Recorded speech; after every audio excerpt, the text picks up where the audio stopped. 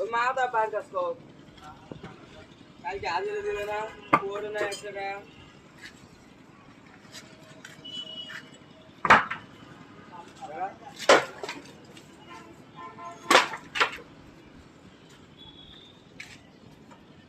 এটা কি বানানি বোর্ড মনে হয় কোনটা